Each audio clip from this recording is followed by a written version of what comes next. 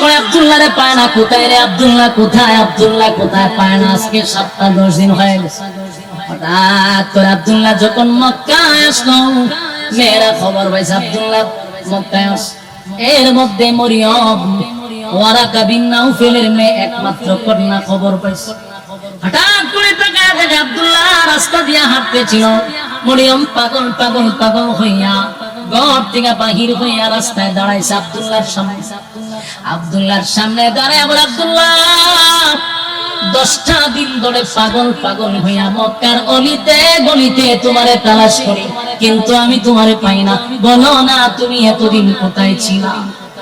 হঠাৎ করে মরিয়ম আব্দুল্লাহর চেহারার দিকে তাকাইয়া মরিয়ম জোরে একটা চিৎকার দিয়া মাটিতে পড়ে গেছে, বেহুশ হয়ে গেছে। আব্দুল্লাহ চিন্তায় পড়ে গেল, মরিয়ম আমারে দেখে চিৎকার মেরে বেহুশ হয়ে গেলে ঘটনা কি? হুশ ফিরার পরে আবার চিৎকার শুরু করছে। আর আব্দুল্লাহ 10টা দিন মক্কা গলিতে গলিতে তোমারে তালাশ করলাম, আজকে তোমার চেহারার দিকে তাকাইয়া আমি বুঝতে পারছি আব্দুল্লাহ রে, বল খানায় খাবার কসম দিছি আমার সঙ্গে লুকোচুরি করবি না। বল তুই কি বিবাহ করছস? বলে হ করছি। মেয়ের নাম কি? আমেনা। বলে হ আমেনা। মেয়ের বাড়ি কি? মদিনায়। বলে মদিনা। আব্দুল্লাহ আমি আজকে অনেক দিন ধরে পাগল হয়ে গেছি তোরে বিবাহ করার জন্য। আব্দুল্লাহ রে, আমি তোরে মন থেকে ভালোবাসতাম। যেদিন তোর আব্বা তোরে জবাই করার জন্য খানায় কাবার সামনে দাঁড়াইছিল, 80 জন মেয়ে তোর বাড়ি লইয়া দাঁড়াইছিল প্রতিবাদ করার জন্য। এ আব্দুল্লাহ, এই 80 জন মেয়ের নেতৃত্ব আমি মরিয়ম দিছি। আমার নেতৃত্বে 80 জন মেয়ে দাঁড় করাইছি তোমার যেন জবাই না করে, কারণ আমার মনে বড় ধারণা ছিল আব্দুল্লাহর স্বপ্ন দেখছি পৃথিবীর শ্রেষ্ঠ মা আমি হব। পৃথিবীর শ্রেষ্ঠ মা হব। এ আব্দুল্লাহ, তোমার জন্য কেন পাগল ছিলাম জানো নি? কেন পাগল ছিলাম, কেন পাগল ছিলাম জানো নি? আব্দুল্লাহ রে, আমার আব্বা কিন্তু তাওরাতের আলেম, আমি তাওরাতের আলেমের মেয়ে। আমি প্রতিদিন আমার বাবার সঙ্গে তাওরাত রিসার্চ করি। তাওরাতের প্রতি পৃষ্ঠায় পৃষ্ঠায় আমি মুহাম্মদের নাম পেয়েছি। এ আশিক রাসূল, প্রতিটা কথা দিলের কানে শুনবেন। আল্লাহ পয়গম্বর দুনিয়াতে এখন আসে নাই, অলৌকিক ঘটনা শুরু হয়ে গেছে আগেই। যুবক ভাইরা আমার, নবীর শান কারে কয়? নবীর শান কত প্রকার, যদি শেষ পর্যন্ত থাকেন তাহলে আজকে নবীর শান শুনে যাবেন ইনশাআল্লাহ। নবীর শান কারে কয়? কত প্রকার কি দিলের কানে শোনার চেষ্টা করুন। এবার মরিয়ম বলেন, আমি যখন তাওরাত পড়তাম, তাওরাতের প্রতি পৃষ্ঠায় আমি মুহাম্মদের নাম পেয়েছি, আর সেই মুহাম্মদের নূর আমি আব্দুল্লাহ তোমার মধ্যে দেখতে পাইতাম। তাই আমার মনে চাইছিল তোমারে যদি বিবাহ করি আমি পৃথিবীর শ্রেষ্ঠ মা হব। আব্দুল্লাহ আজকে তাকায় দেখি সেই নূর তোমার চেহারার মধ্যে নাই গো। আমি বুঝতে পারছি এই নূর তো বিবাহ ছাড়া যাবে না। নির্ঘাত তুমি বিবাহ করছো। আব্দুল্লাহ রে, আমি তোমার জন্য পাগল ছিলাম, তোমার রূপ দেখে নয়, আমি মুহাম্মদের মা হইতে চাইছি, পৃথিবীর শ্রেষ্ঠ মা। যেহেতু আমি পৃথিবীর শ্রেষ্ঠ মা হইতে পারলাম না, আজকে ওয়াদা দিলাম, খানায় খাবার কসম করলাম, আর কোনদিন আমি মরিয়ম বিবাহ বসবো না। যুবক আমেনার গর্ভে যখন আমার নবী চলে আসলো, 6টা মাস হতে না হতে আব্দুল্লাহ দুনিয়ার থেকে বিদায় হয়ে গেল। মা আমেনা 6 মাসের যখন গর্ভ ধারণ করলো, এর ভিতরে আব্দুল্লাহ চলে গেছে। এবার আমেনা বিধবা হয়ে গেল। বিধবা অবস্থায় যখন আমেনা নিজের কাহিনীটা মানুষকে শোনায়া দেয়, পৃথিবীর মানুষেরা রে, কেমন সন্তান আমার পেটে আসছে শোনো। আমি আমেনা যখন রাস্তা দিয়া হাঁটি, কোন পাখি আমার মাথার উপর দিয়া যায় না।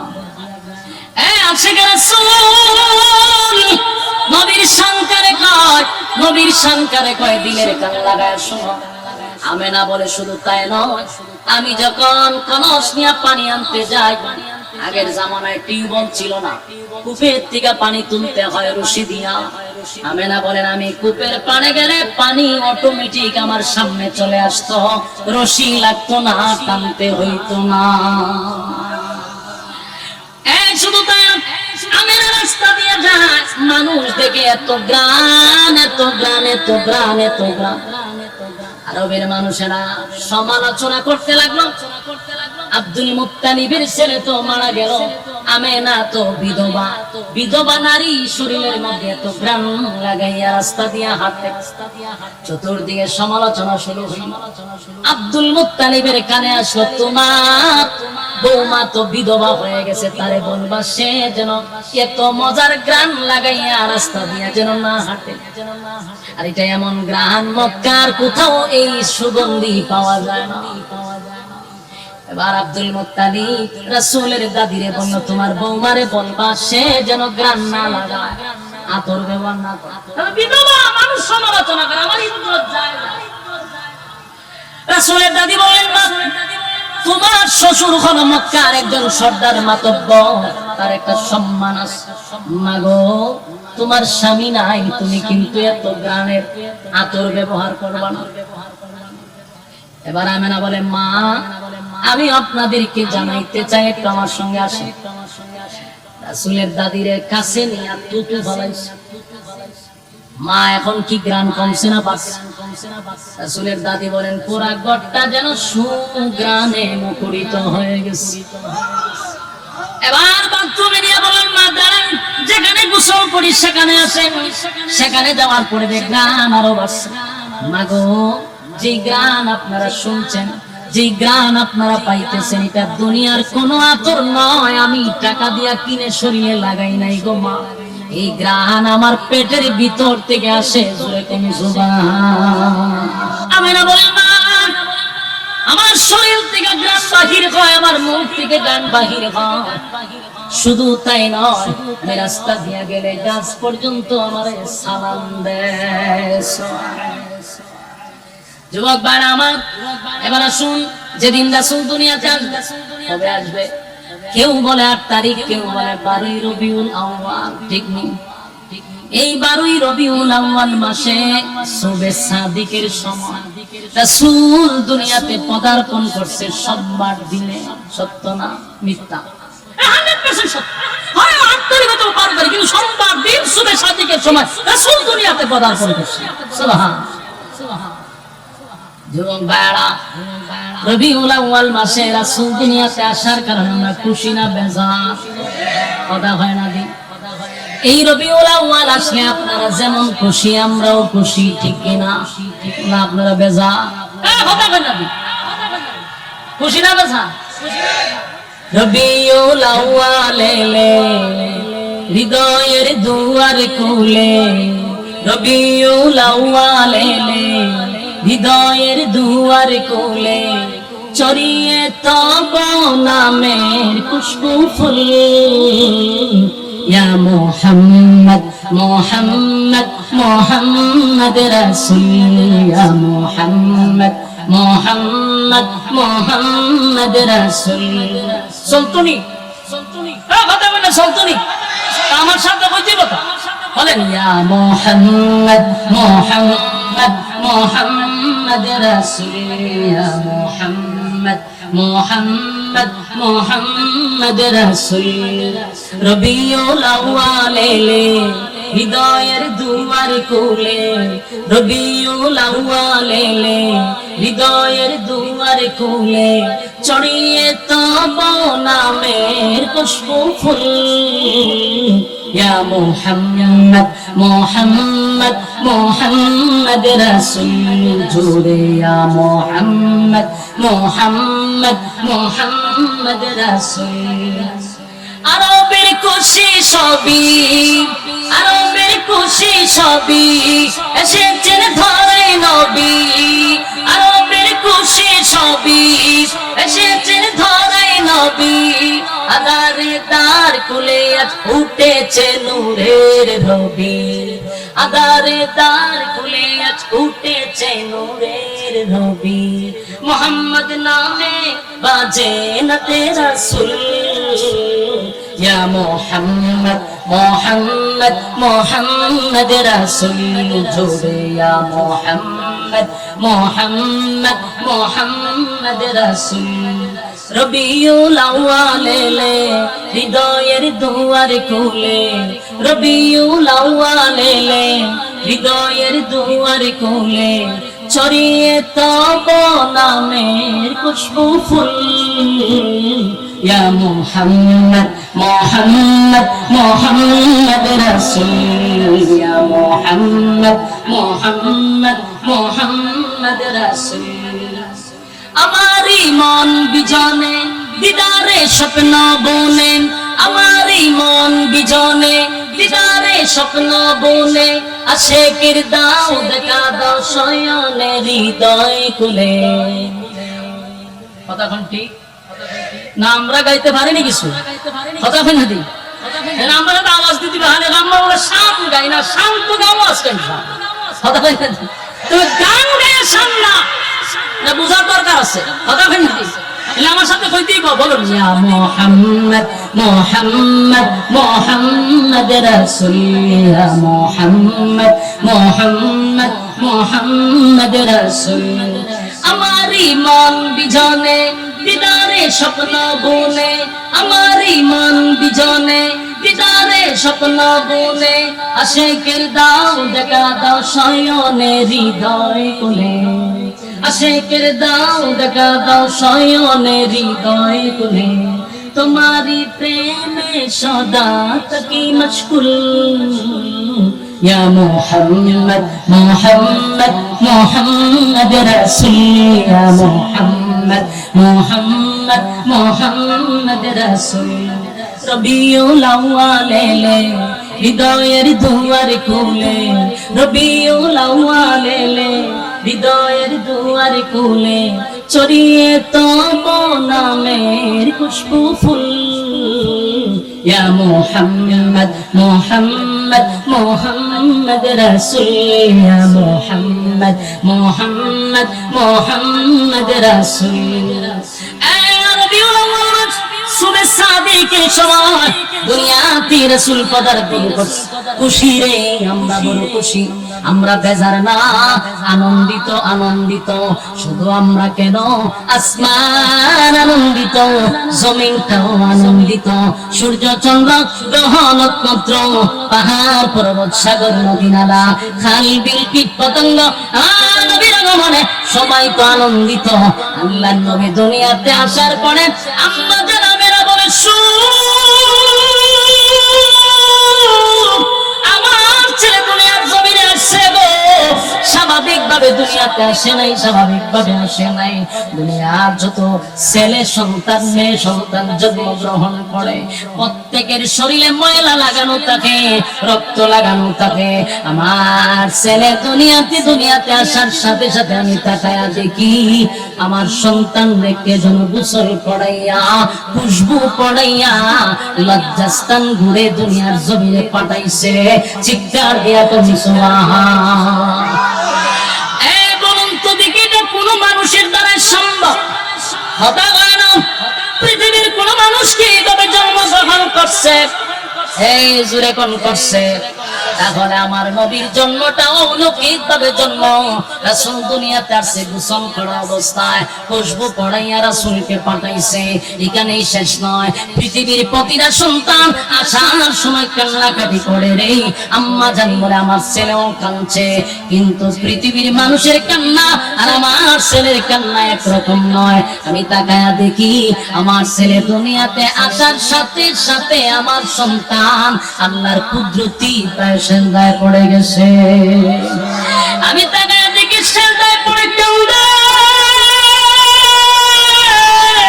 চিন্তায় পড়ে গেলাম আমার ছেলে কোন কান্দে। আমি গইরাইয়া কাছে গেলাম, গিয়া দেখি আমার ছেলে বলে রব্বি হাবলি উম্মতি। এই একটা জবান বন্ধ রাখবেন না, বললাম আল্লাহু আকবার। এই আশিকের রাসূল নবীর শানটারে কই গো, আমার নবী দুনিয়ার জমিনে আসছে অলৌকিক ভাবে, যেটা পৃথিবীর কোনো মানুষ এইভাবে জন্ম নিতে পারবে না। দুনিয়াতে আসার সাথে সাথে কেউ সেজদা দিতে পারে না। এখানেই শেষ নয়, আল্লাহর নবীর মা আমেনা বলেন, হঠাৎ করে দেখি আমার কাছে একটা ঘোষণা আসছে, আমার ছেলেকে নিয়ে যাবে। আমি তাকায় দেখি আমার আশেপাশে আমার ছেলে নাই। আমি পেরেশানির মধ্যে পড়ে গেলাম, কোথায় রে আমার কলিজার টুকরাকে? সারা ঘরে বিশ্রায়া পাই না। আওয়াজ আসলো আমেনা, চিন্তার কোনো কারণ নাই, তোমার সন্তানকে আমার আল্লাহ ইনভাইট করছে কোন কায়নাতের মধ্যে তোমার ছেলেকে পরিচয় করায়া দিবে। আমার আল্লাহ সাত আসমানকে পরিচয় করাবে, সাত জমিনকে পরিচয় করাবে, কোন কায়নাতকে পরিচয় করাইবে। কারণ নবী জন্মের পরে যখন কোন সৃষ্টি যেন এই কথা বলতে না পারে মুহাম্মদকে চিনি না, এমন কোন মাখলুক যেন না থাকে। তাই আমার নবীর সাত আসমান ভ্রমণ করাইল, সাত জমিন ভ্রমণ করাইল, কোন কায়নাত ভ্রমণ করাইয়া আমার নবীরে আমার মার কাছে ফিরাইয়া দিছে। জোরে কোন সুবহান। বলো এটা কোন মানুষের দ্বারা সম্ভব? এই আশিকের রাসূল জোরে কোন সম্ভব? পৃথিবীর কোন মানুষ জন্মের পরে পৃথিবী ভ্রমণ করছে? কথা হয় না, আওয়াজ দিতে হবে। আমার নবীর দ্বারাই সম্ভব। এইভাবে অলৌকিক ঘটনা। শুধু তাই নয়, আবু তালেব বলেন আমি তাকায়া দেখি আমার বাতিজারে কোলে নিব, আমার বাতিজা শুধু চতুর্দিকে মাথা লড়ায়। আশ্চর্য হয়ে গেলাম, আমি আমার বাতিজার চেহারার দিকে তাকায় আসি, বাতিজা আমার চেহারার দিকে তাকায় না, ডাইনে মাথা লড়ায় বামে লড়ায়। হঠাৎ করে তাকায়া দেখি সূর্য চন্দ্রটাও ডাইনে লড়ে বামে লড়ে। আশ্চর্য হয়ে গেলাম, চন্দ্র ডাইনে বামে লড়ে। শুধু তাই নয়, আমার বাতিজা বামে যদি চেহারা ঘোরায় চন্দ্র বামে যায়, আমার বাতিজা ডাইনে যদি চেহারা ঘোরায় চন্দ্রটা ডাইনে যায়। চিৎকার দিয়ে বলি সুবহান। এ আশিকের রাসূল, এটা আমার নবীর শান, এটা আমার নবীর শান, এটা আমার নবীর শান, এটা আমার নবীর শান। পৃথিবীর কোন মানুষের জন্মের পরে চন্দ্র নবীর আনন্দ দিছে, কোন মানুষকে আনন্দ দেয় নাই, আমার নবীর আনন্দ দিছে। তাই পৃথিবীর কোন মানুষের জন্য এটা সম্ভব ছিল না, আমার নবীর জন্য সম্ভব ছিল। শুধু তাই নয়, একের পর এক অলৌকিক ঘটনা। হালেমাতুস সাদিয়া যেদিন রাসূলকে নিয়ে যাবে সেদিন অলৌকিক ঘটনা। যে উটনিটা হাঁটতে পারত না, নবীরে উঠানোর পরে উটনি এমন ভাবে দ্রুত গতিতে দৌড়ায় যেন সমস্ত উটকে পিছনে রেখে উটনি দৌড়াইয়া তায়েফে চলে গেছে। সুবহান। একের পর এক অলৌকিক ঘটনা। শুধু তাই নয়, আমার নবীর জন্মটা অলৌকিক, যা পৃথিবীর কোন মানুষের দ্বারা এই অলৌকিক ঘটনা ঘটা সম্ভব না, সম্ভব না। যুবক ভাইরা আমার, নবী দুনিয়াতে আসছে খুশি, সবাই খুশি, সবাই খুশি, কেউ কিন্তু বেজার না। আল্লাহর নবীর জন্মটা অলৌকিক। এবার মক্কাতে যখন 40 বছর পূর্ণ হওয়ার পরে মক্কার একটা উঁচু জায়গায় দাঁড়াইয়া হাবিবে কিবরিয়া বলছিল, আজকের পর থেকে বলো লা ইলাহা ইল্লাল্লাহু মুহাম্মাদুর রাসূলুল্লাহ সাল্লাল্লাহু আলাইহি ওয়াসাল্লাম। মক্কার সব মানুষরা বলে আব্দুল্লাহর পুত্র মুহাম্মদ বলে তোমারে ডাকলাম, আর আজকে তুমি মুহাম্মাদুর রাসূলুল্লাহ হয়ে গেলা, কেমনে তুমি রাসূল হইছো? এবার রাসূল প্রশ্ন করে, আমার 40 বছরের জীবন ইতিহাস থেকে দেখো, তোমরা যদি অ্যানালাইজ করো, পর্যবেক্ষণ করো, তাহলেই বুঝবা আমি নবী হওয়ার যোগ্য। কথা বুঝতেছেন? রাসূলের জীবন এটা কয় বছর? 63 বছর। 40 বছর কুরআন নাজিল হওয়ার আগে হলো 40 বছর। 40 বছর পরে ঘোষণা দিল আমি মুহাম্মদুর রাসূলুল্লাহ। মক্কার মানুষ বলে কেমনে রাসূলুল্লাহ হইলেন? নবী বলেন আমার জন্ম থেকে 40 বছর খাটাখাটনি করেছে, ভালো করে কাটতে দে। তারা যখন গবেষণা শুরু করলো, এক নাম্বার গবেষণা হলো নবী দুনিয়াতে যে জন্ম নিয়েছিল তো অলৌকিক জন্ম, যেটা কোন মানুষের দ্বারা সম্ভব না। তাহলে এই দিক তাকাইলে উনি নবী হওয়ার যোগ্য। আমার নবী কোনদিন ওনার লজ্জাস্থানের কাপড় সরতে পারে নাই, এটা কোনো মানুষের দ্বারা সম্ভব না। আমার নবীর দ্বারা সম্ভব ছিল, তাই উনি নবী হওয়ার যোগ্য। কথা হয় না? নবীকে আনন্দ দেওয়ার জন্য চন্দ্র নড়াচড়া করে, এটা কোনো মানুষের দ্বারা সম্ভব না। নবী হওয়ার জন্য এটাই যোগ্য। কথা হয় না? এটার এর থেকে বড় প্রমাণ কি হইতে পারে? একে একে 40 বছর যখন তারা অ্যানালাইজ করে দেখলো যে কথা তো সত্য, উনি নবী হওয়ার যোগ্য। কিন্তু এরপরেও নবী হওয়ার যোগ্য জানার পরেও অনেক মানুষ সেদিন নবীর হাতে কালেমা পড়ে নাই। কথা ঘন্টি যুবক বাড়া, 40টা বছর আমার নবীর সবাই ভালোবাসে, উপাধি দিছে রে আল আমিন। কারণ 40 বছরে আদেশ নাই, নিষেধ নাই, সুদের বিরুদ্ধে বয়ান নাই, ঘুষের বিরুদ্ধে বয়ান নাই, পর্দা নাই, কোন ওয়াজ নসিহত করে নাই, কেউ শত্রুও নাই।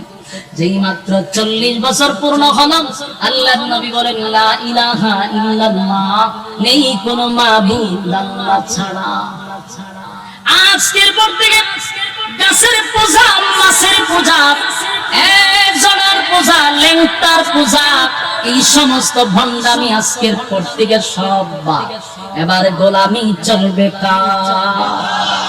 যেই মাত্র রাসূল বললেন আজকের থেকে আগুনের পূজা, সূর্যের পূজা, চন্দ্রের পূজা, পাথরের পূজা, লেংটার পূজা, জড়ার পূজা, আইজনের পূজা, খাইতনের পূজা, সব বাদ। গোলামি চলবে কার?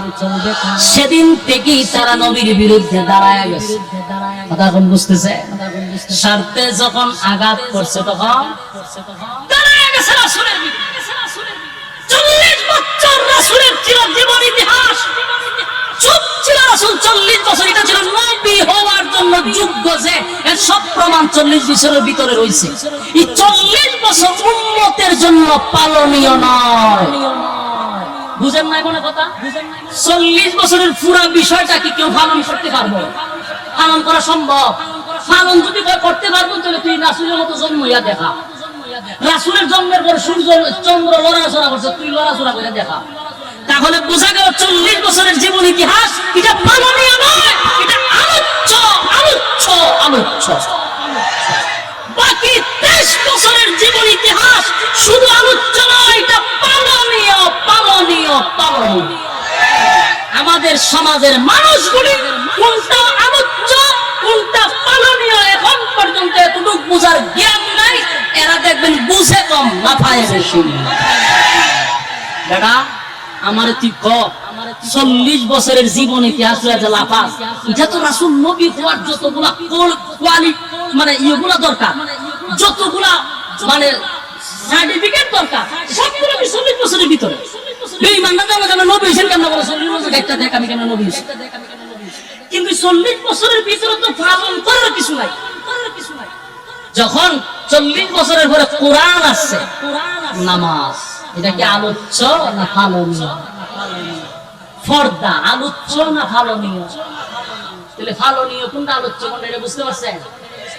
এই জন্য বেশিরভাগ মানুষ দেখবেন 23 বছরের জীবন ইতিহাস নিয়ে আর লাফায় কম।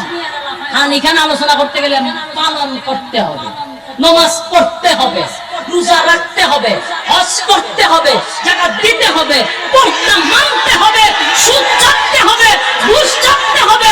এই জন্য এটা মানতে রাজি না যেখানে নামাজ নাই, রোজা নাই, হজ নাই, যাকাত নাই, পর্দা নাই, সুদ ঘুষ সয়লাভ, সেটা মানতে রাজি।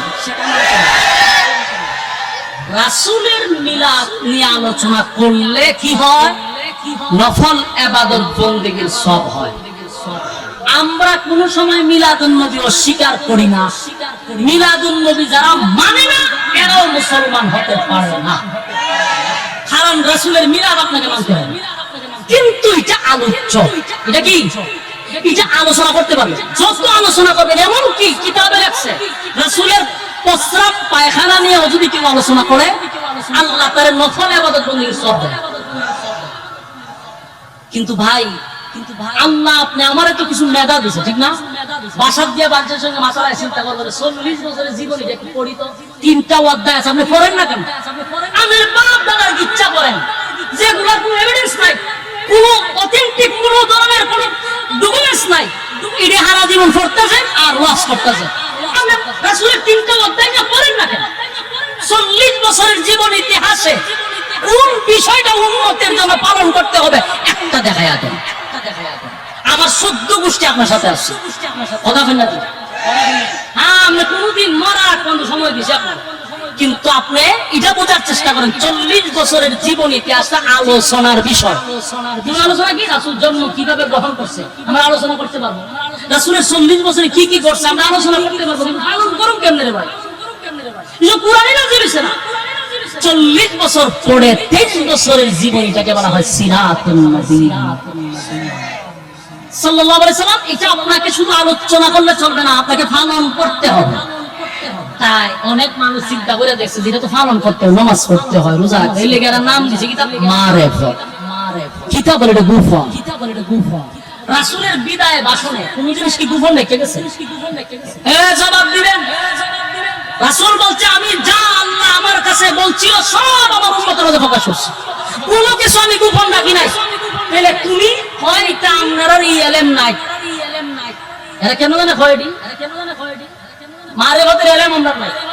রাসূল সব প্রকাশ করে গেল, তোর কাছে যদি আমি আলাদা ওহী নাযিল করছে, নাযিল করতে পারে শয়তান আছে তো।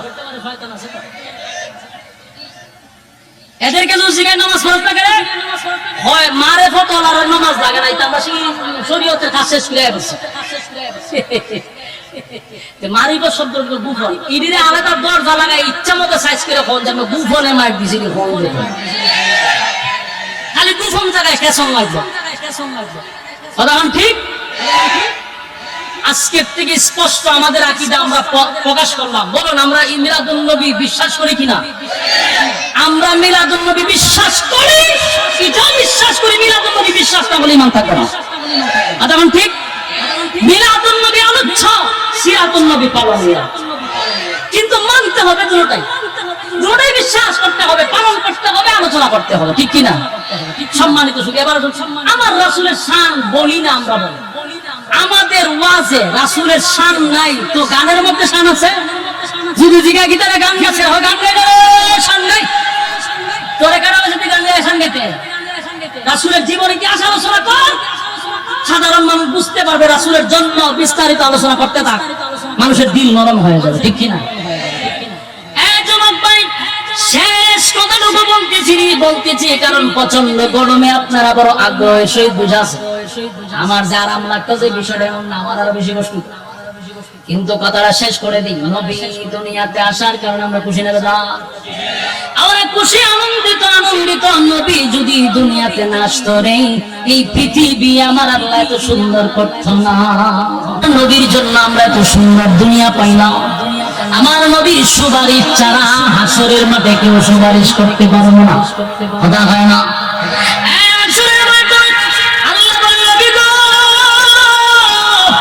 একমাত্র হাসরের মাঠে আপনাকে সুপারিশকারী বানাইলাম, আমার নবী ছাড়া হাসরের মাঠে কেউ সুপারিশ করবে না। সেই নবীর যদি কেউ অস্বীকার করে ঈমান থাকবো। তাই আমরা কলিজা দিয়া নবীর ভালোবাসি, যদি তাই নয় নবীর বিরুদ্ধে যদি কেউ কথা বলে আমাদের আহলে হক উলামায়ে কেরাম সর্বপ্রথম বক্তব্য দেয়। বাস্তব না বাস্তব? ইতিহাস বলি না, ইতিহাস আমরা বললে চলতো না। 2013 সালে ৭ চত্বরে কেন আলেমরা জবাইতে হয়েছি? ব্লগাররা যখন নবী বিরুদ্ধে কথা বলছে, নবীকে নিয়ে কুরুক্তি করছে, তখন আমাদের উলামায়ে কেরাম ঝাঁপিয়ে পড়ছিল। সেদিন আমরা ভাই নেই, বুলাতে যখন নবীর বিরুদ্ধে কুরুক্তি হয়েছে আমাদের উলামায়ে কেরাম মারার পরে 7 জন শহীদ হয়েছিল, নবীর মহব্বতে তারা জীবন দিয়েছে। বাংলাদেশে অসংখ্যবার রাসূলকে নিয়ে কুরুক্তি করার পরে আমাদের উলামায়ে কেরাম জীবন দিয়েছে, রক্ত দিয়েছে। মহব্বত আমরা করি, রক্ত আমরা দিই। কথা বুঝতেছেন? বিভ্রান্ত ছড়াবে। এখন আসুন, নবী আসার কারণে আসমান খুশি, জমিন খুশি, সূর্য খুশি, চন্দ্র খুশি, সব খুশি, আমরা খুশি, আপনারা খুশি, ঠিক কিনা? নবী যে বিদায় হয়েছে এই ব্যাপারে আপনারা কষ্ট আছে না?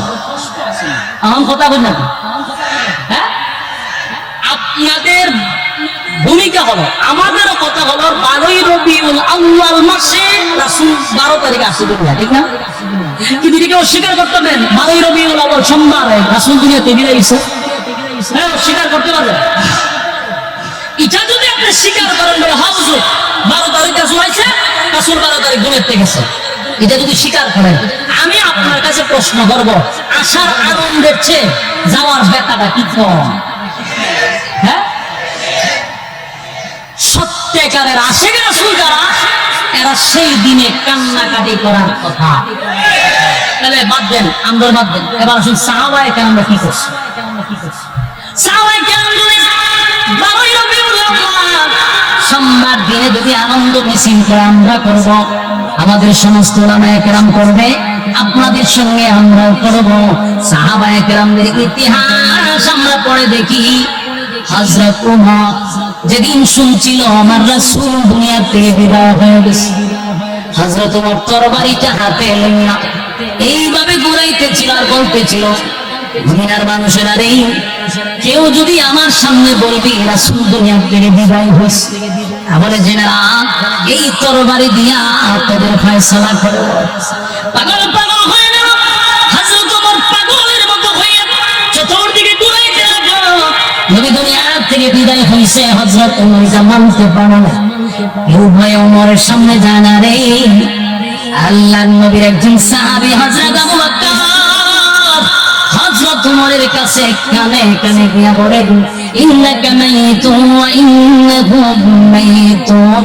হে ওমর, আল্লাহ তো বলছে আমার নবীও মরণশীল, মরতে হবে, দুনিয়া ত্যাগ করতে হবে, এটা নবীও। এবং আল্লাহ বলেন দুনিয়ার সমস্ত মাখলুক দুনিয়া থেকে বিদায় হতে হবে, মৃত্যুর স্বাদ সকলেই গ্রহণ করতে হবে। কথা বল ঠিক? তবে আমাদের ইয়াকিন হলো, আহলে সুন্নাত ওয়াল জামাতের আকীদা হলো, আমার নবী কবরে এখনো জিন্দা আছে। আমরা আমাদের নবীকে হায়াতুন নবী বলে স্বীকার করি, ঠিক কি না?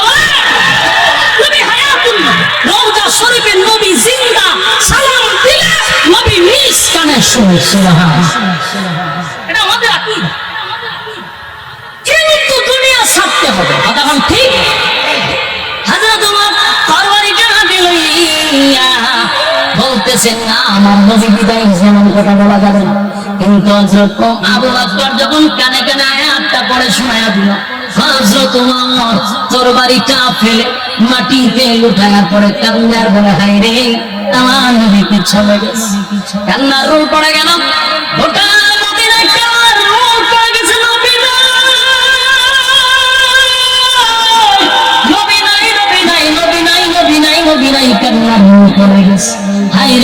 সাহাবীদের কান্না, হযরত আবু বকর কান্দে, ওমর কান্দে, ওসমান কান্দে, আলী কান্দে, সব সাহাবীরা কান্না কান্না কান্না। এমনকি আল্লাহর নবীর মেয়ে ফাতেমা, রাসূল যেদিন দুনিয়া থেকে বিদায় হয়ে গেল, 6 মাসের ভিতরে বেঁচে ছিল, একটা দিনের জন্য ফাতেমা একদিন মুস্কি হাসি দেয়নি।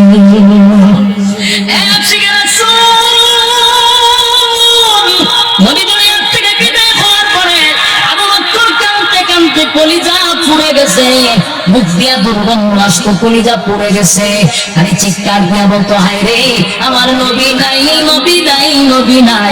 আবু বকর কাঁদতে কাঁদতে কলিজা পুড়ে গেছে, চোখ দিয়া দাগ পড়ে গেছে, চোখ দিয়া পানি আসে না, রক্ত চলে আসে, কেমন কান্নাটা কান্না। সাহাবীদের ইতিহাস দেখে কোথাও পাইলাম না একটা দিনে তারা মিছিল মিটিং করত, দিন শেষে তারা জিলাপি আর বিরিয়ানি খেয়ে আনন্দ মিছিল করত। কোন ইতিহাসে পাই নাই, পাইছি শুধু কান্নার রোল পড়ে গেছে, কান্নার রোল পড়ে গেছে। রাসূল বিদায় হয়ে গেল, রাসূলকে যখন রওজা শরীফে শোয়া দিল, এর কিছুদিন পরে নবীর একজন আশিক বেলাল, হাবশি বেলাল, হাবশি বেলাল কালো ছিল, চেহারাটা সুন্দর ছিল না। এমন কুচ্ছিত বেলাল, এত নিম্ন শ্রেণীর একজন লোক ছিল, তার বাবাও ছিল গোলাম, সেও গোলাম। মানুষের কাছে তার মূল্যায়ন না থাকলেও আমার মালিকের কাছে বেলালের সম্মান অনেক বেশি। বেলাল বলে, মদিনার মানুষেরা আমি মদিনায় যখন আযান দিছি, আমার নবীর পিছনে আমি একামত দিয়ে নামাজ পড়ছি। আমি মুয়াজ্জিন, আমার নবী ইমাম রে। আজকে আমার নবী দুনিয়ার থেকে চলে গেছে, আমি যদি আযান দেই আর আমার নবীর চেহারাটা না দেখি, আমি বেলালের কলিজা পেটে জাগাতে শেষ হয়ে যাবে। তাই আমার আর মদিনায় থাকতে ইচ্ছা না। মদিনার অলিতে গলিতে আমি যেদিকে তাকাই, আমি দেখি আমার নবী রাস্তা দিয়ে হাঁটছে গো। আমার নবী এই জায়গায় বৈশা আমাদেরকে বয়ান করছে। আমার নবী অমুক রাস্তা দিয়ে হাঁটছে, আমি এইগুলো আমার চোখের সামনে আসছে, আমি আর বরদাস্ত করতে পারি না। নবী বিরহ বেতায় বেলাল আর মদিনায় থাকতে পারলো না। মদিনায় থাকলো না কেন? কারণ বেলাল চিন্তা করলো, আমি এখানে থাকলে নবীর স্মৃতি আমার সামনে বসে আসবে। তাই বেলাল একদিন গাড়ি গুপ্তা সব লইয়া মদিনা ছেড়ে সুদূর দামেস্কে চলে গেছে। এটা নবীর প্রতি মহব্বত আর মায়ায় বেলাল মদিনায় থাকতে পারল না, দামেস্কে চলে গেছে। এই যুবক ভাইরা, রাসূলের ইতিহাস, সাহাবায়ে কিরামদের জীবনে পড়ে দেখছি, গোটা মদিনায় আল্লাহর রূল পড়ে যাইত। মদিনায় বেলাল থাকলো না, চলে গেল। কিন্তু বেলালও বেশি দিন থাকতে পারল না। 6 মাস হয়ে গেল।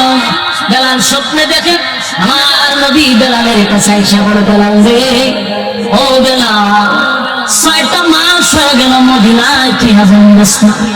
বেলাল রে, একবার কি মন চায় না আমার রোজার সামনে দাঁড়াইয়া তুই আমার সালাম দিবি? বেলাল, সব সাহাবীর সালাম পাই, আমার বেলালের সালাম আমি পাই না। বেলাল রে, কেমনে রে বেলাল, তুই আমার ভুল লাগে? এ বেলাল, আমি নবীর কথা কি তোর মনে পড়ে না? যেই মাত্র এই স্বপ্ন বেলাল দেখছে, ঘুম থেকে জাগ্রত হইয়া বেলাল হাউ করে কান্না শুরু করে দিছে। আর একটা সেকেন্ড দেরি করে নাই বেলাল, একটা সেকেন্ড দেরি করলো না। আবার গাড়ি ঘুরতে লইয়া মদিনার দিকে বেলাল রওনা দিছে। রে নবী আয়েশা বলতে সালাম দেওয়ার জন্য দামেস্কের থেকে মদিনার দিকে রওনা দিল। যেই মাত্র মদিনার দ্বার প্রান্তে ঢুকে গেছে, একজন সাহাবী বেলালকে দেখে দৌড়াইয়া মদিনার গলিতে গলিতে খবর ছড়াইয়া দিছে, তোমরা কারা গো? দেখো না, বেলাল কিন্তু মদিনায় চলে আসছে, নিশ্চয়ই আমার নবীও চলে আসছে। পাগল হয়ে গেছে, মদিনার মানুষটা পাগল হয়ে গেছে। এবার মদিনায় এসে দৌড়াইয়া নবীর রওজার সামনে গিয়া আসসালাতু ওয়াসসালামু আলাইকা ইয়া রাসূলুল্লাহ, আসসালাতু ওয়াসসালামু আলাইকা ইয়া হাবিবাল্লাহ, নবীর সালাম দে। বেলাল গইরাইয়া কান্নার বলে, নবী গো,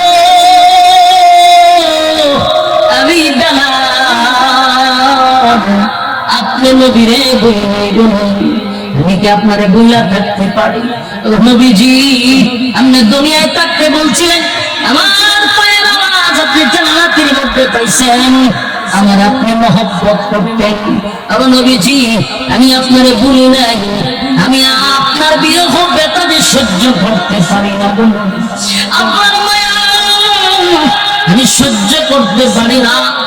যেদিকে তাকাই গো নবী, শুধু আপনার স্মৃতি আমার চোখে বাসে। তাই তো আমি দেশের ভিন্ন দেশে চলে গেছি। আবার নবীরে সালাম দেয়, সালাম দিয়া বেলাল চোখের পানি ছেড়ে দিয়া আবার দামেস্কের দিকে রওনা দেয়। মদিনার মানুষ বলে, বেলাল রে থামো, ওই দেশ বেলাল আবার দামেস্কে চলে যায় গো। দৌড়াইয়া সবাই হাসাইন আর হুসাইনের কাছে গিয়া বলে, ও হাসাইন আর হুসাইন, আমরা কত বলছি বেলাল রে একটু দাঁড়ানোর জন্য, কিন্তু আমরা বেলালকে থামাইতে পারি নাই। তুমি হাসাইন আর হুসাইন নবীর নাতি হইয়া যদি বেলালকে বলো তাহলে বেলাল দাঁড়াও। সবার আবদার শুনি না, হাসাইন আর হুসাইন দৌড়াইয়া বেলালের কাছে গিয়া দাঁড়াইছে। বেলাল বলে, বেলাল মদিনার মধ্যে 6টা মাস হয়ে গেল, আপনি বেলালের আজান কিন্তু আমরা শুনতে পাই না। আজান দেন আমরা শুনি। আমার নানা দুনিয়া থেকে বিদায় হওয়ার পর আপনি বেলালের আজান শুনি না, আজান দেন। হযরত বেলাল তাকায়া দেখে যেইভাবে দুই ভাই দুইটা হাতে বেলালকে ধরছে। হযরত বেলাল চিন্তা করল, এই দুই সাহাবীর সাধারণ কোন সাহাবী নবীজির কলিজার টুকরা সাহাবী, নবীজির কলিজার টুকরা নাতি। এই দুই নাতি যদি আমার নবীর কোন আবদার করছে রে, আমার নবী কোনদিন হাসাইন হুসাইনের আবদার ফেরত দেন। তাই বেলাল চোখের পানি ছেড়ে দিয়া বলে, হাসাইন আর হুসাইন তোমরা আমার আবদার করছো, আমি তোমাদের আবদার রাখবো। কিন্তু আমার মনে কষ্ট, আমি যদি আমার নবীর মুহাম্মদুর রাসূলুল্লাহ বললেন না পাই। বেলাল যখন আযান দিতে লাগলো, আশহাদু আন্না মুহাম্মাদুর রাসূলুল্লাহ বললো, এই পর্যন্ত আসার পরে হযরত বেলাল বেহুশ হইয়া জমিনে পড়ে গেছে। আর আল্লাহ বেলালের গলার মধ্যে এত পাওয়ার দিছিল, এত পাওয়ার, এত পাওয়ার, এত পাওয়ার, এত পাওয়ার। খালি গলায় বেলাল যখন আজান দিত প্রায় 40 কিলোমিটার পর্যন্ত আওয়াজ আল্লাহ পৌঁছায়া দিত। মদিনার গলিতে গলিতে বেলালের আজান পৌঁছে গেছে গো। মদিনার নারী শিশু বাচ্চারা বেলালের আজান শুনে পাগল পাগল হয়ে গেছে। 6 মাস করে বেলালের আজান শুনছে। মদিনার অলিতে গলিতে ঘোষণা শুরু হয়ে গেছে, মা সন্তানকে নিয়ে ঘর থেকে বাহির হয়ে গেছে। ছোট ছোট বাচ্চারা, মহিলারা, বৃদ্ধরা ঘর থেকে পাগল পাগল হইয়া বাহির হয়েছে। তাকায়া দেখো বেলালের আজান শোনা যায়। তার মানে বেলাল আসছে, আমার নবী আসছে রে, নির্ঘাত আমার নবী চলে আসছে। পাগল পাগল হইয়া সব দৌড়ে ওখানে কাবার দিকে যায় গো। নবী আসছে, নবী আসছে, নবী আসছে, নবী আসছে। পাগল হইয়া গিয়া দেখে বেলাল বেহুশ হইয়া জমিনে পড়ে আছে। বেলাল আশহাদু আন্না মুহাম্মাদুর রাসূলুল্লাহ বলতেন, আমার নবীর দিকে তাকাইতো। আজকে তাকায়া দেখে নবী নাই। বেলাল বরদাস্ত করতে পারল না, কলিজা পেটে যায়, বেলাল বেহুশ হয়ে পড়ে গেছে। এই যুবক সাহাবীদের ইতিহাস করে পাইছি, নবী দুনিয়া থেকে বিদায় হওয়ার পরে সাহাবীরা কাঁদলো, হযরত আবু বকর কাঁদলো। যতদিন আবু বকর বেঁচে ছিল নবীর বেটায় ব্যতীত হইয়া কলিজাটা যেন পুড়ে গেছে। হযরত ওমর কাঁদলো, আবু বকর কাঁদলো, আলী কাঁদলো, ওসমান কাঁদলো, বেলাল কাঁদলো। আর 1400 বছর পরে নবীর ওফাতুন নবীর দিনে কেমনে রে আনন্দ মিছিল করি, ফিকাদের মধ্যে বক্স লাগাইয়া পিছের মতো নাচানাচি করি। এটাকে আমি আশিকে রাসূল বলতে পারি না।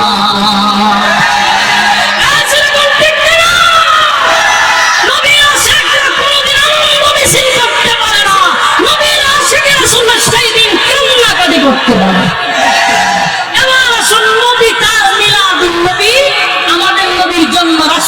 পালন করতেন। রাসূলের জন্মের দিন সোমবার রাসূল রোজা রাখতেন, সাহাবায়ে কেরাম রোজা রাখতেন। এই সোমবার দিন রাসূল নিয়মিত রোজা রাখতো। আমরা দেশের রাজা রোজা রাখছিনি, কথা বলেন না তো, কয়জন রোজা রাখে?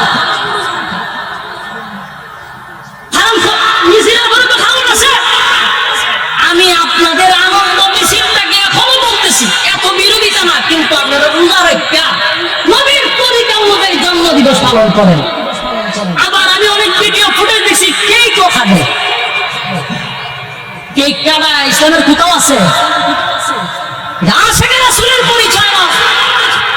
সম্মানিত সুধী, আর এখন শুরু হয়েছে কি, ইদানিং দেশে মাজার নিয়ে শুরু হয়েছে বাংলা বাংলা। আমরা এটাও বলি মাজার বাঙ্গার পক্ষে আমরা না। কথা কি বুঝতেছেন? একদম ক্লিয়ার। বাংলাদেশে কোনো মাজার বাঙ্গা হোক এটা আমরা চাই না।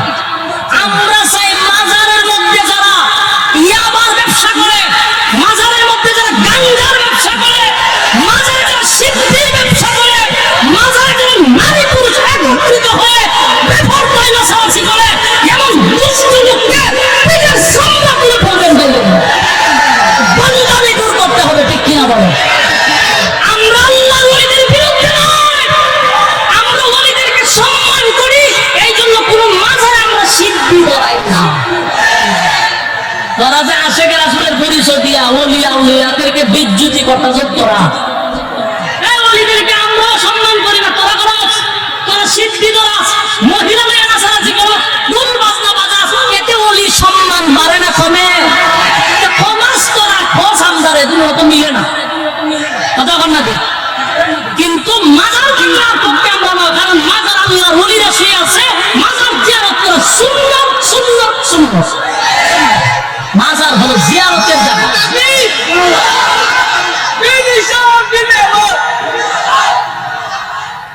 বলুন মাজার কিসের জায়গা? জিয়ারতের জায়গা। বলুন মাজার কিসের জায়গা? মাজার জিয়ারতের জায়গা। আমি নিজ মাহফিলটা বিলে গেলে শাহজালাল মাজারের সাইডে বেড়ে আমি জিয়ারত করি, শাহপারানে গেলে জিয়ারত করি। ভাই আমরা তো জিয়ারত করা সুন্নাত আমরা জানি, কিন্তু আমরা যে বিরোধিতা করি মাজারের ওলির বিরুদ্ধে না, মাজারে যে ভণ্ডামি হয় ভণ্ডামির বিরুদ্ধে। আর এই কথা মনে রাখ পর্যন্ত বলে দেবো, এটা বন্ধু তো না। আপনি ভণ্ডামি করবেন আর আমরা বলবেন মাজার বিরোধী। মাজার বিরোধী না, মাজারের ভণ্ডামির বিরুদ্ধে। ওলির দরবারটারে তোরা নাফাক বানাইতেছস, অসম্মানিত তোরা করতেছস। আমি ঢাকা মিরপুর 1 নম্বরে 3 বছর ছিলাম, আমার বাসা ছিল শেরালি বাজার। কি কয় শালি বাজার, এর পাশে আমার বাসা ছিল। আমি যা দেখছি তা আপনারা নাকি দেখেন না। ওখানে গিয়া দেখি এইভাবে টানা শুরু করছে, জট টট লাগায়া বেড়া বেড়ি জটা জড়ি খাইনো ছুটানি যায় না। তো জিগারে আমি টাকা খরচ করে শয়তানা কলের বাবের জগতে জানেন জান। বলুন তো দেখি, আমরা মাজারের পরিবেশ কষ্ট করছি না এরা করছে?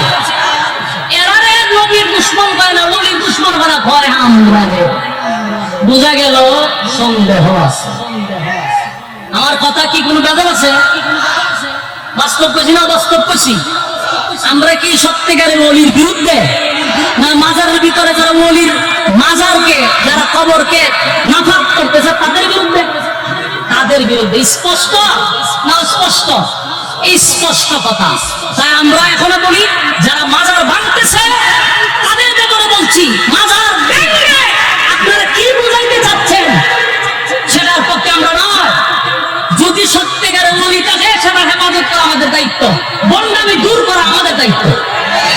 কিন্তু অনেক জায়গাতে আছে আসলে এর মধ্যে কোনো ওলিয়া উলিয়া নাই, হুদাও দিয়ে একটা ব্যবসার জন্য রাস্তার পাশে একটা ব্যাগ দিয়ে তো রাখছে আর একটা সাগর দিয়ে ঘুরে তো রাখছে।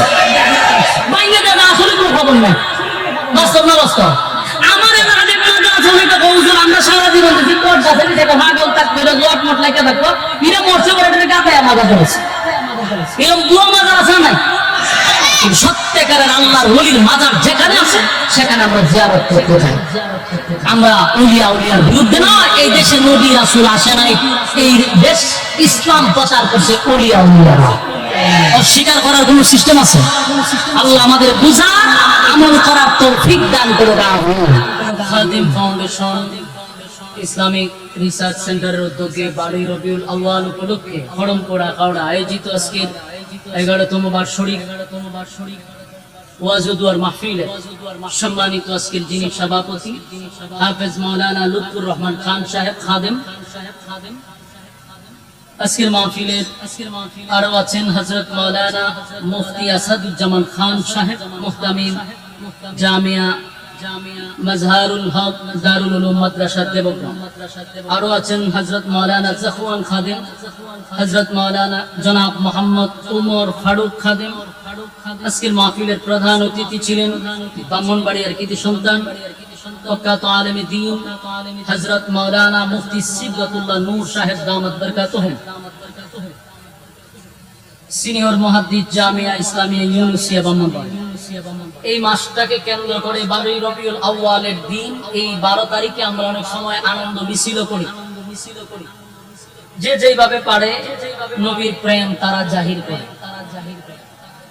আজকের এই দিন রবিউল আউয়াল মাসের 12 তারিখ। আমরা সচরাচর জানি যে এই মাসে রাসূল আরবি সাল্লাল্লাহু আলাইহি ওয়াসাল্লাম সুবহ সাদিকের সময় সোমবার দিনে দুনিয়াতে পদার্পণ করেছেন। যদিও অভিজ্ঞ আলেমরা এই ব্যাপারে অনেক কথা বলে থাকেন, যেখানে ইখতিলাফ আছে, জন্ম নিয়ে ইখতিলাফ, কেউ বলে 8 তারিখ, কেউ বলে 12 তারিখ, কিন্তু একটা বিষয় একমত, কোনো ইখতিলাফ নাই, এটা হলো 12 রবিউল আউয়াল সোমবার দিনে রাসূলের ওফাত হয়েছে, এর মধ্যে কোনো সন্দেহ নেই, কোনো ইখতিলাফ নেই। তাহলে এই দিনটা শুধু জন্মের তারিখ না ওফাতের তারিখ? আপনারা আমার আওয়াজ আপনাদের কান পর্যন্ত যায়নি? আমি মাহফিলে আসার আগে অনেকবার বলছি যে মাহফিল ডাকছে যে দেখেন আপনারা সাউন্ডটা কিন্তু ঠিক রাখেন। এত বলার পরেও যদি এখন আপনারা বলতে হয় যে সাউন্ড আসে না, দুঃখজনক। যারা মাহফিল কর্তৃপক্ষ তাদের দুর্বলতা।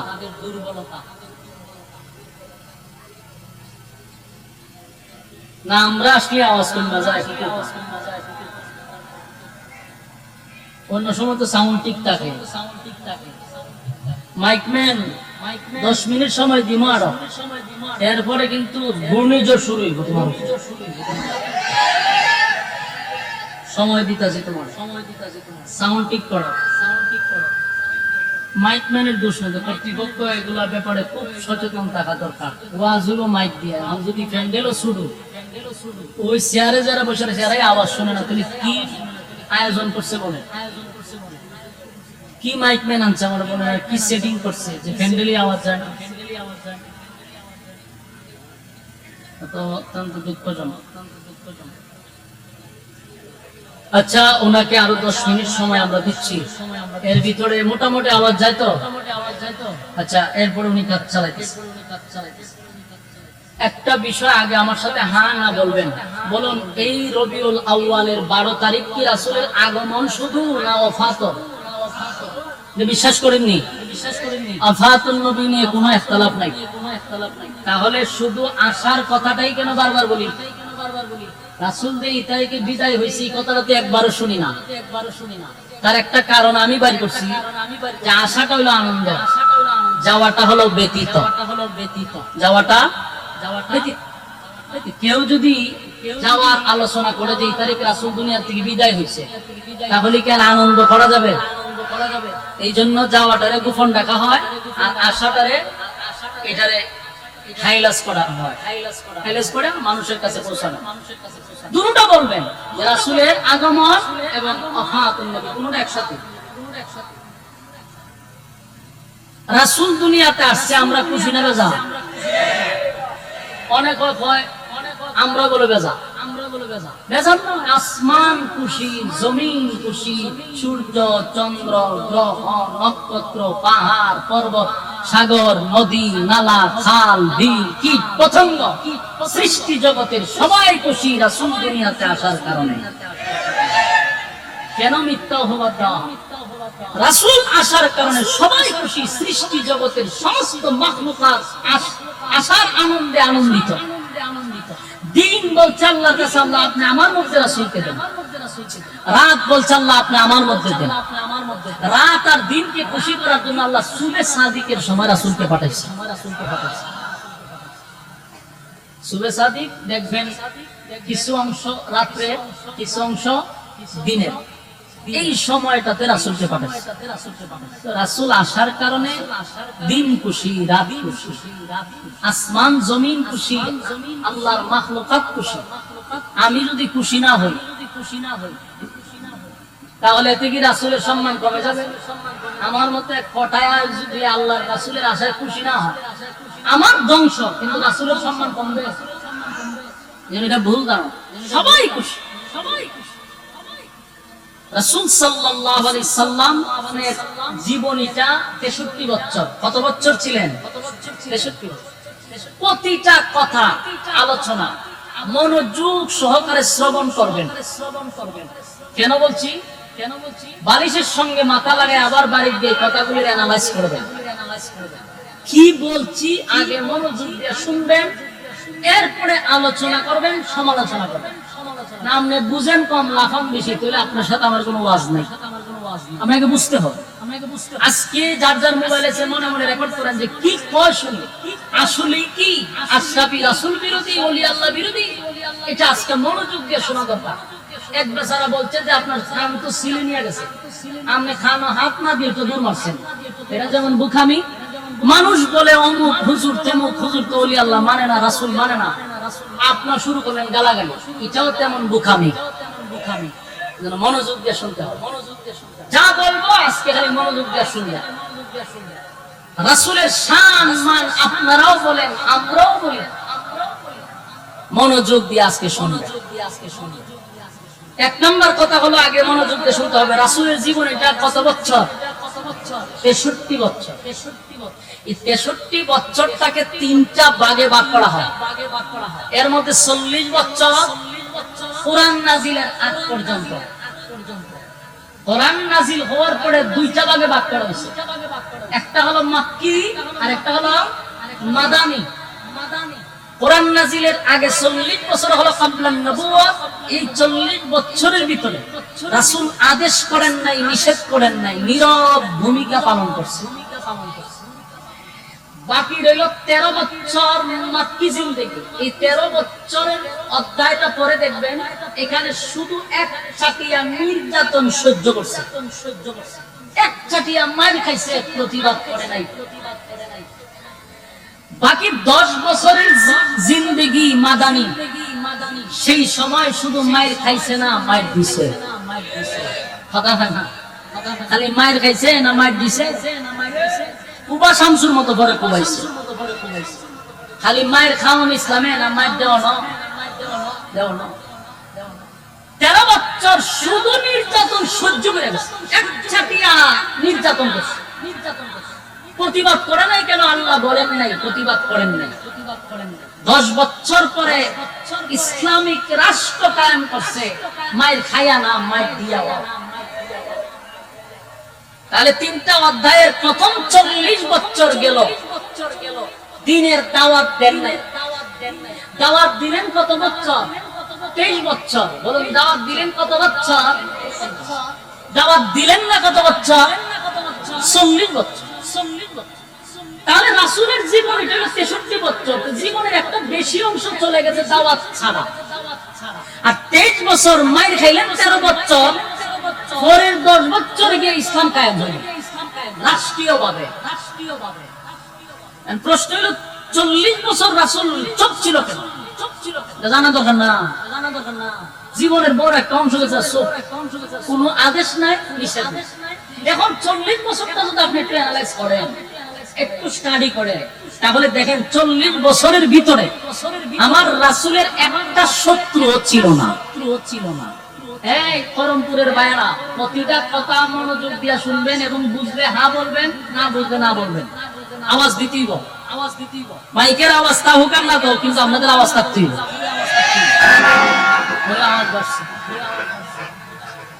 আমি একটা জিনিস বুঝি না, আমরা এদিকে আসলে এরা এই আওয়াজগুলি নিয়ে এরকম করে কেন? কিন্তু গানও লাগাই দিলে তো আওয়াজ করে না, তখন তো মঞ্চ সুদ দেখাবে। হিসাব আমি মিলাইতে পারি। এখন দেখেন 40 বছর বেশি অংশ চলে গেল দাওয়াত ছাড়া। গড়বড়টা কি? আপনি মনোযোগ দিয়ে 40 বছর রিসার্চ করেছিল, অনেক কিছু লাগে। 40 বছর পরে রাসূল যখন মানুষের সামনে দাঁড়ায় বলল যে আজকের পর থেকে আমারে তোমরা মুহাম্মদ বলবা না, আমারে বলবা মুহাম্মাদুর রাসূলুল্লাহ সাল্লাল্লাহু আলাইহি ওয়াসাল্লাম। এই ঘোষণাটা কত বছর পরে দিছে? হ্যাঁ 40 বছর। কিন্তু রাসূল যে নবী হবে এটা কিন্তু আদম নবী হওয়ার আগে থেকে আল্লাহ সিদ্ধান্ত নিয়ে রাখছে। এটা আহলে সুন্নাত ওয়াল জামাতের আকীদা, ইয়াদ রাখবেন। আমি আজকে আমাদের আকীদা আপনাদের সামনে একবার ক্লিয়ার করতে চাই। যারা আমাদেরকে নিয়ে বিভিন্ন সমালোচনা করেন মনোযোগ দিয়ে শুনুন। আমাদের রাসূল যে নবী হবে এটা কি 40 বছর পরে সিদ্ধান্ত, না আদম নবী দুনিয়াতে পাঠাবার আগে সিদ্ধান্ত? এটা আমাদের আকীদা। তো রাসূল ঘোষণা দিয়েছেন 40 বছর পরে। 40 বছর পর একটা জায়গায় দাঁড়ায় বলতে, শোনো আজকের থেকে শুধু মুহাম্মদ না, মুহাম্মাদুর রাসূলুল্লাহ আর আজকের পর থেকে তোমরা স্পষ্ট ঘোষণা দিছে লা ইলাহা ইল্লাল্লাহ মুহাম্মাদুর রাসূলুল্লাহ সাল্লাল্লাহু আলাইহি ওয়াসাল্লাম। আল্লাহ ছাড়া কোনো মাবুদ নাই, কোনো ইলাহ নাই। আর আমি মুহাম্মদ নয়, আমি আজকে থেকে হলাম মুহাম্মাদুর রাসূলুল্লাহ সাল্লাল্লাহু আলাইহি ওয়াসাল্লাম, আমি আল্লাহর বান্দা এবং রাসূল। কত বছর পরে ঘোষণা দিছে? 40 বছর। এখন 40 বছর পরে যে রাসূল বলছে আমি রাসূল, আমি নবী, এখন স্বাভাবিক এলাকার মানুষ যারা জরু হইছে এরা বলতে পারে যে আপনি নবী যে হঠাৎ করে বইলা পালাইলেন, কেমনে নবীটা হইছেন আপনি? বলতে পারেনি। কথা কই না দি, আমি যদি এখানে তারাই একবার বলে কইও খরমপুরের রাস্তা থেকে আমি এমপি হইছি, কান্দরা বলে আরে বলে যে কোন অ্যাঙ্গেলে হইছে, কেমনে হইছেন আপনি? কি দেখে কোন এর পরে নামে এমপিটা পড়ে আগে কই না আপনি কেমনে হইছে? প্রশ্ন করবেন না আপনারা, প্রশ্ন করবেন না আপনারা, এটা আওয়াজ দিয়ে। ঠিক রাসূল যখন বলছে আজকে থেকে আমি রাসূলুল্লাহ, মক্কার সবাই দাঁড়িয়ে হতে কেমনে কোন অ্যাঙ্গেলে? আর জীবন ডাকলাম মুহাম্মদ আব্দুল্লাহর পুত্র, এখন তুমি রাসূলুল্লাহ হয়ে গেলা, কেমনে হইছা? ঠিক রাসূল সাল্লাল্লাহু আলাইহি সাল্লাম বলেন আমি নবী কিভাবে হইছি, এটা যদি তোমারে আমারে জিজ্ঞাসা করো তাহলে আমি নবী বলবো 40 বছর রিসার্চ করো। বুঝা কি কই? বুঝা কি কই? রাসূল যে নবী হওয়ার যোগ্য এটা 40 বছর রিসার্চ করলেই তোমরা পেয়ে যাবে। তাহলে 40 বছর তো নীরব ছিল, তুমি 40 বছর রিসার্চ করে কি পাইবো? বলে এই নীরবের ভিতরে আমি যে নবী হব এটা ওই 40 বছর রিসার্চ করলে পাওয়া যায়। আমি যে নবী হওয়ার যোগ্য এটা 40 বছর স্টাডি করলে তোমরা পাওয়া যাবে যে আমি নবী হওয়ার যোগ্য। এখন আসুন 40 বছর নীরব থেকে নবী হওয়ার যোগ্য কেমনে হইলো এটা আমরা একটু আলোচনা করি। আমরা শুনতে রাজি নেই? আমাদের রাসূল সাল্লাল্লাহু আলাইহি সাল্লাম 40 বছর নীরব থাকার ভিতরেও নবী হওয়ার যে যোগ্য অর্জন করছে এটা 40 বছর রিসার্চ করলে পাওয়া যায়। ভাই আল্লাহর রাস্তায় মাইকটা ঠিক করেন তাড়াতাড়ি, মাটি খাটটা জেনে এত কষ্ট হইছে। তো 40 বছর রিসার্চ করলে কিভাবে পাওয়া যায়? নবী হইতে যতগুলা কোয়ালিটি দরকার, যতগুলা গুণের দরকার, সব 40 বছর আপনি তালাশ করলে সব পাইবেন। দেখেন আমার রাসূল দুনিয়াতে আসার বহু আগ থেকে রাসূলের প্রচার প্রসার কিন্তু চলতেছিল। কথা বুঝুন না আপনারা, রাসূল আসার বহু আগ থেকে প্রচার প্রসার চলতেছে। শুধু প্রচার প্রসার না, অলৌকিক বহু ঘটনা রাসূল দুনিয়াতে আসার আগ থেকে শুরু হয়ে গেছে। 40 বছর রিসার্চ করলে নবী হওয়ার যে যোগ্য এটা কেমনে বাই করবো আমরা? আসুন আমরা একটু আরো আগে যাই, বুঝতে সুবিধা হবে। মনের যত ভুল ধারণা আছে এগুলো যেন আজকের আলোচনায় ভেঙে যায় ইনশাআল্লাহ। রাসূলকে যখন বললো আমি রাসূলুল্লাহ, তখন মক্কার মানুষরা কি বলছে যে আপনি রাসূল কিভাবে হইছেন? রাসূল বলে আমি রাসূল কিভাবে হইছি, কেমনে হইছি? 40 বছর আমার জীবন ইতিহাস তালাশ করো। আমরা যে মিলাদুন নবী বলি, মিলাদ শব্দের অর্থ হলো জন্ম, মিলাদুন নবী মানে আমাদের নবীর জন্ম। 40 বছরের জীবনী ইতিহাস কি বলা হয়? মিলাদুন নবী মানে রাসূলের জন্ম নিয়ে আলোচনা। এখন এই 40 বছর তো নীরব ছিল, নীরব তাহার ভিতরেই নবুয়ত কিভাবে পাইলো এটার প্রশ্নের উত্তর 40 বছরের ভিতরে আছে। এই কথাগুলো আপনার শোনা দরকার আছে নি? কি সুন্দর একটা সাউন্ড আছিল মোটা, কি করলো ওই গান আওয়াজ জানিও। আচ্ছা ঠিক করে এখন শুনেন, 40 বছর কি করলেন একটু মনোযোগ দিয়ে শুনেন। এর আগের থেকে যদি আমরা শুনি, রাসূলের বাবা ছিল আব্দুল্লাহ, রাসূলের দাদা ছিল আব্দুল মুত্তালিব, আর বাবা ছিল আব্দুল্লাহ। রাসূলের দাদা ছিল ওই খানায়ে কাবার মুতাওয়াল্লি, তখনকার মানুষ কোনো কিছু সমস্যা করলে দাদার কাছে যাইতো, ওই আব্দুল মুত্তালিবের কাছে। বৃষ্টি না হলে গিয়া হয়তো আপনি বললেন একটু বৃষ্টি লাগে, আল্লাহ এই রাসূলের দাদা খানায় খাবার উসিলে দোয়া চাইতো, আল্লাহ বৃষ্টি দিত। আব্দুল মুত্তালিব একদিন চতুর্দিক দিয়ে মানুষ আয়া ওনারে ঘেরাও করে রাখছে, বলতেছে আপনি তো খানায় খাবার মুতাওয়াল্লি, অথচ জমজমরা এতদিন ধরে বন্ধ হয়েছে, আপনি এই ব্যাপারে কোনো পদক্ষেপ নিলেন না। আপনি মুতাওয়াল্লি হয়েছেন, জমজম বন্ধ কেন? তো উনি চিন্তা করে গেল যে আমি মুতাওয়াল্লি, অথচ জমজমরা বন্ধ, কিভাবে জমজম চালু করা যায়? তো উনি একদিন দোয়া করছে, আল্লাহ আপনি যদি জমজমটা চালু করে দেন তাহলে আমার সন্তান আছে 11 জন, একজনে আল্লাহর রাস্তায় জবাই করে দিন। এই মান্নত যখন করছে তখন একদিন জমজম চালু হয়ে গেছে। জমজম চালু হয়েছে। আমাদের সমাজের একটা অভ্যাস দেখবেন, আমরা স্বার্থ পুরায় গেলে পরে আর কিন্তু ইয়াদ থাকে না। জমজম তো চালু হয়েছে, কিন্তু সন্তান আর আল্লাহ রাস্তায় জবাই করে না। তো ওনার স্বপ্নে দেখানো হচ্ছে যে তুমি তো ওয়াদা দিছিলা তোমার একটা ছেলেকে কুরবানি দিবা, এখন যে দেও না 11 ছেলের উপরে কিন্তু বিপদ আসবে। স্বপ্নে দেখে ঘুমতে উঠে দৌড়াইয়া গেছে তাওরাতের এক আলেমের কাছে, ওনার নাম ছিল ওয়ারাকা বিন নাউফল। গিয়া কয় কয়ও স্বপ্নে তো এই দেখছি, আমি তো মান্নত করছিলাম। তো এখন তাওরাতের আলেম হয়তো মান্নত করছো, জবাই করো না কেন? ওইটা কেমনে করি? তোমার সন্তানের মধ্যে যে কোনো একজনের জবাই করো। 11 জন সন্তান লইয়া বসছে, কইয়া কইল আমি তো মান্নত করছিলাম একজনের আল্লাহ রাস্তায় জবাই করো, তোমরা কে রাজি একটু বলো। কেউ রাজি গো কথা কই না দি 11 জন ছেলে বলতেছে বাবা আপনাকে আমার নাম বলছিলেন না, তাহলে আমি যাই। আরেকজন বলে বাবা আপনি আমার নাম বলছিলেন, বলে না, তাতে আমিও যাই।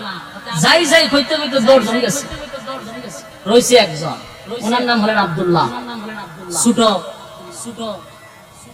কিন্তু বাপের নিয়ত হইল সবাই জবাই করতে পারি, কিন্তু আব্দুল্লাহ জবাই করি কেন? ছোট ছেলে, ভদ্র নম্র, খুব স্নেহের, হ্যাঁ আব্দুল্লাহ জবাই করতে চাইল না। পরবর্তীতে গেল আবার আলেমের কাছে, তাওরাতের আলেমের কাছে গিয়া বললো এখন আমার ছেলে 11-10টাই রাজি না, আব্দুল্লাহ ছোট এর কুরবানি দিই কেন? তাওরাতের আলেম বলল যেহেতু এর ছোট আছে প্রতিবাদ করবে না।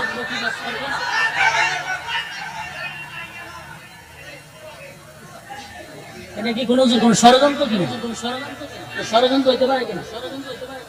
সন্দেহ লাগতেছে তো, হ্যাঁ এটা কি ষড়যন্ত্র? এরকম তো কেন? আমার প্রশ্ন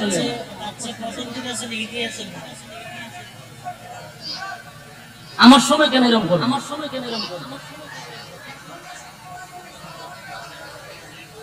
আমার সময় কেন এরকম করো?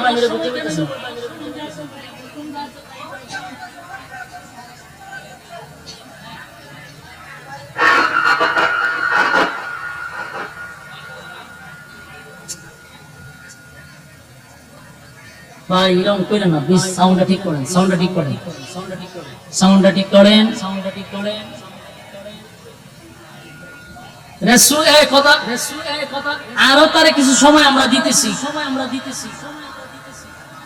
বসেন বসে যান। আব্দুল্লাহকে জবাই করতে বাবা চাচ্ছিল না।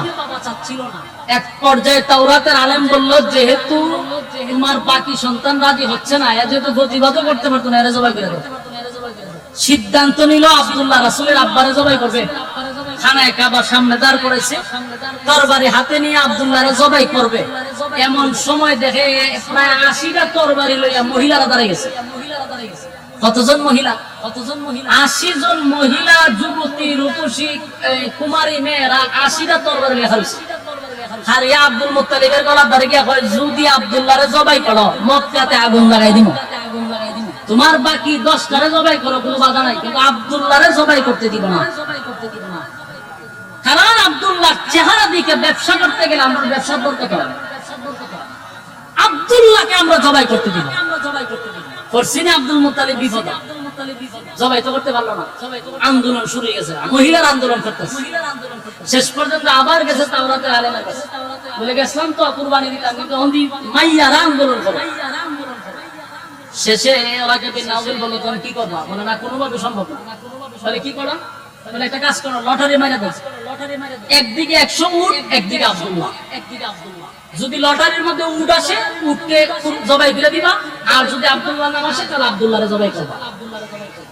দিন তারিখ ধার্য করে আবারও আব্দুল্লাহ সহ এক জায়গায় মানুষ জড়ো হয়েছে, লটারি দিছে, লটারির শুরুতেই আব্দুল্লাহর নাম উঠছে। এখন জবাই করা লাগেনি, মহিলারা চোখ বড় বড় করে চায় আব্দুল মুত্তালিবের দিকে, যে হইছে না। আরেকবার দিছে, আবার আব্দুল্লাহর নাম, 10 বার দিছে, 10 বার আব্দুল্লাহর নাম, 20 বার দিছে আব্দুল্লাহর নাম, 50 বার আব্দুল্লাহর নাম, 80 বার আব্দুল্লাহর নাম, দিতে দিতে 99 বার আব্দুল্লাহর নাম। কিন্তু উঠেন নাম আর উঠে না। আর রয়েছে কয়বার? 100 বার দিতে আর একবার, 100% জবাই হয়। আবার মহিলারা তরবারি দাঁড়ায় ঘোষণা দিতেছে, আব্দুল মুত্তালিব একে একে যদি 10টা ছেলেরও তুমি জবাই করো কোনো দুঃখ ছিল না, কিন্তু আব্দুল্লাহরে যদি 100 বার না 1000 বার আব্দুল্লাহর নাম উঠে 6000 বার, এখানে তো 99 বার উঠছে, 1000 বারও যদি আব্দুল্লাহর নাম উঠে, ওয়াদা দিলাম আব্দুল্লাহর গলার মধ্যে যদি ছুরি লাগায় দাও তাহলে গোটা মক্কা নগরীতে আমরা আগুন ধরায়া দিব। এই মহিলাদের আন্দোলন, মহিলাদের আন্দোলন শুরু হয়। বিপদে বসে আব্দুল মুত্তালিব যে আর একবার রয়েছে যে দিয়ে হন আব্দুল্লাহর নাম উঠে, আমি কি করব? 99 বার দিল আব্দুল্লাহর নাম। 100 বারে যখন লটারি টান দিল, তাকায়া দেখে আব্দুল্লাহর নাম ওঠে নাই, উটের নাম উঠে গেছে। এখন 100 উট আল্লাহর রাস্তায় জবাই করে দিচ্ছে। সুবহানাল্লাহ। যুবক ভাইরা আমার, কথাগুলি বলার উদ্দেশ্য হলো রাসূল দুনিয়াতে আসার আগে তো অলৌকিক ঘটনাগুলি ঘটছে। তাই 40 বছরের জীবন লাড়াচাড়া করার আগে, আসল নবীর জন্মের আগের ঘটনাগুলিও যদি বলি তাহলে আপনাদের কাছে আরো শুনতে সহজ হবে। আব্দুল্লাহ রাসূলের আব্বা আস্তে আস্তে বড় হইতে লাগে। গোটা মক্কা নগরীর মধ্যে সবচেয়ে লাজুক প্রকৃতির ছিল, মানে খুব লজ্জা পাইতো। গোটা মক্কা নগরীর যত মেয়েরা ছিল, যুবতী মেয়েরা আব্দুল্লাহর জন্য পাগল ছিল। এখনকার ছেলেরা মেয়েরা টিজিং করে, ঠিক না? একটা মাইয়া স্কুল থেকে বাড়ি গেলে রাস্তার পাশে দেখবেন কতগুলা আগার ট্যাং বগার ট্যাং, কতটা দেখবেন চুল এমনি রয়েছে, এখানটা চুল নাই, কানের মধ্যে দুল, এই হিরুঞ্চির মতো বিষয় দিয়ে মাইয়া গুলো ডিস্টার্ব করে। কথা ঠিক? আপনি আমার মেয়ে সন্তান স্কুলে গেলে আমরা নিরাপদ না, তারা ফুলা মানে ডিস্টার্ব করে। তখন মাইয়ারা ডিস্টার্ব করতো আব্দুল্লাহরে। কথা বুঝতেছেন? সব মেয়েরা পাগল ছিল আব্দুল্লাহ। চতুর্দিক দিয়ে আব্দুল্লাহর জন্য বিবাহের প্রস্তাব আসে। ছেলে হইল একটা, বিয়ার প্রস্তাব দেয় 100। এর মধ্যে একটা মেয়ের নাম ছিল মরিয়ম, তার বাবা ছিল ওয়ারাকা বিন নাওফেল, তাওরাতের আলেম, ধনাঢ্য একজন মেয়ে, বাবার অটাল সম্পত্তি ছিল। এই মরিয়ম আব্দুল্লাহরে রাস্তার মধ্যে পাইনি, দাঁড়ায়া বলতো আব্দুল্লাহরে এই তোর ভাই হইল 11 জন, তোর বাবা 10টা ছেলে 11টা ছেলে জন্ম দিছে, সম্পত্তি কি আছে, ভাগ করলে কিছুই পাবি না, বরং তুই যদি আমারে বিবাহ করস, আমি আমার বাবার একমাত্র কন্যা, আমার যত সমস্ত সম্পদ আছে তোর নামে সব আমি দিয়া দিব, তোমার আব্বারে বলো আমার সঙ্গে যেন তোমার বিবাহ দেয়। প্রতিদিন রাস্তার মধ্যে মেয়েরা ডিস্টার্ব। আব্দুল্লাহর বাবার কাছে, আব্দুল মুত্তালিবের কাছে প্রতিদিন বিবাহের প্রস্তাব যায়। একটা সময় আব্দুল মুত্তালিব চিন্তা করলো মেয়েদের টিচিং আর সহ্য করার মতো না। রাত্রের বেলায় অন্ধকারে নিজের সন্তান আব্দুল্লাহরে নিয়ে মক্কা ছেড়ে মদিনার দিকে চলে গেছে। মদিনায় গেছে, ছেলে লইয়া পলাইয়া গেছে, কারণ মাইয়া ঘরে যে ডিস্টার্ব করছে। মদিনায় আবার আব্দুল মুত্তালিবের একজন বন্ধু ছিল, দুজন একসাথে ব্যবসা করতো। তো ব্যবসার সুবাদে দেখছে যে ঘরের ভিতরে একটা যুবতী মাইয়া, চিন্তা করছে মাইয়াটা তো সুন্দর, আমার ছেলেও সুন্দর, বিয়া যদি করানো লাগে আমার বন্ধুর মাইয়ার সাথে বিয়া করা, এটা আগেই টার্গেট রাখছে। রাত্রের বেলা ছেলেরা লইয়া মদিনায় গেছে, দোস্ত আমি তো আইসি মক্কা থেকে, রাত্রের বেলা ফলাইয়া বলে কে বলে ছেলে একটা বিয়ায় 100 না, মাইয়া ভানের যন্ত্রণায় ফুলা লইছে অনিয়ত করছি বিয়া না করাইয়া আমি আর মক্কায় যেতাম না। তো মাইয়া মাইয়া পছন্দ হয়েছিল বলে মাইয়া তো তোর তো আমার পছন্দ আগের থেকে। তো বন্ধু হলো দোস্ত তোর ছেলে অনেক সুন্দর আমার মেয়ে সুন্দর করে বিয়া করাই দে।